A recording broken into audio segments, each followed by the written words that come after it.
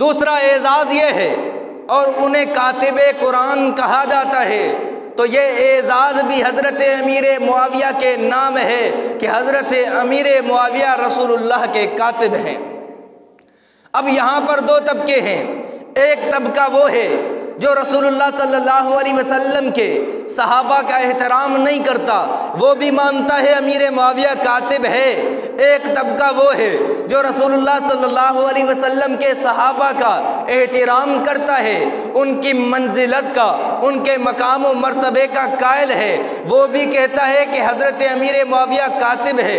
لیکن فرق یہ ہے کہ پہلے والا طبقہ جو صحابہ کی عزت کا قائل نہیں، کہتا ہے حضرت امیر معاویہ کاتب تو ہیں لیکن رسول اللہ کے خطوط لکھا کرتے تھے، قرآن کے کاتب نہیں ہیں۔ اہل سنت طبقہ کہتا ہے حضرت امیر معاویہ خطوط کے بھی کاتب ہیں، قرآن مجید کے بھی کاتب ہیں۔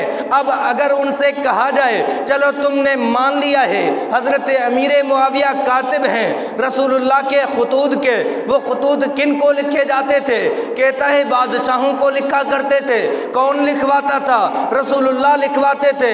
میں نے کہا ان خطوں میں اگر گڑبڑ ہو جائے، تحریر آگے پیچھے ہو جائے، غلط بیانی ہو جائے، کچھ ہو سکتا ہے؟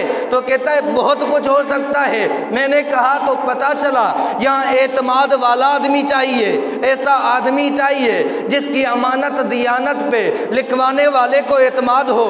کہتا ہے بالکل ایسا ہی ہے۔ میں نے کہا پھر تو بھی مانتا ہے رسول اللہ صلی اللہ علیہ وسلم نے جب بادشاہوں کو خطوط لکھے ہیں، ان کو ایمان کی دعوت دی ہے، ان کو دوسرے پیغامات دیے ہیں، تو اس وقت جس سے خطوط لکھوائے ہیں وہ حضرت امیر معاویہ ہے۔ لاکھ تو انکار کرے، زبان حال سے تو بھی بتا گیا کہ امیر معاویہ پہ رسول اللہ کو اعتماد تھا۔ اعتماد نہ ہوتا خطوط کیوں لکھواتے؟ ہمیں کوئی ضروری کاغذات لکھوانے ہوں، کس سے لکھوائیں گے؟ جس پہ اعتماد ہو، جس کی امانت پہ، دیانت پہ، سچائی پہ ہمیں یقین ہو۔ یہ دنیاوی معاملات ہیں۔ رسول اللہ صلی اللہ علیہ وسلم اللہ کے آخری پیغمبر ہیں، رسول اللہ کا ہر حکم شریعت ہے۔ اب رسول اللہ خطوط لکھوا رہے ہیں، حدیثوں کو اٹھا کے دیکھ لیجئے، محدثین نے خطوط کو جمع کیا، محدثین نے امت تک خطوط پہنچائے۔ کیوں؟ دین تھے، کیوں؟ شریعت تھی۔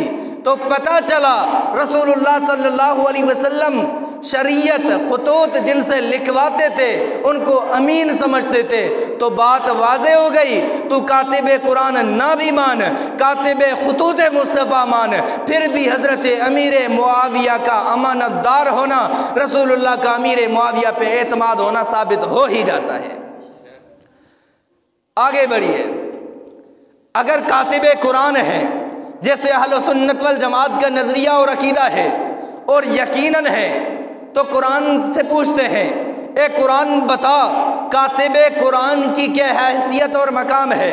قرآن کہتا ہے کرام بررا، یہ اللہ کے ہاں عزت دار ہیں، اللہ کے مقرب ہیں، اللہ کے پیارے ہیں۔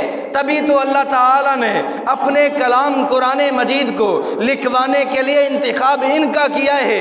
اللہ کا قرآن کہتا ہے لا یمسہ الا المطہرون، کہ اگر ان کے دلوں میں نفاق ہوتا تو قرآن کبھی نہ لکھ سکتے۔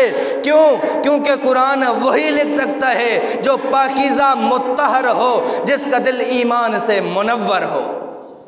پتہ چلا امیر معاویہ رضی اللہ تعالی عنہ دل سے منور تھے ایمان سے، اور رسول اللہ صلی اللہ علیہ وسلم پر اتنا اعتماد تھا رسول اللہ کو کہ خود اللہ تبارک و تعالیٰ کے حبیب بلوا کے قرآن لکھوایا کرتے تھے۔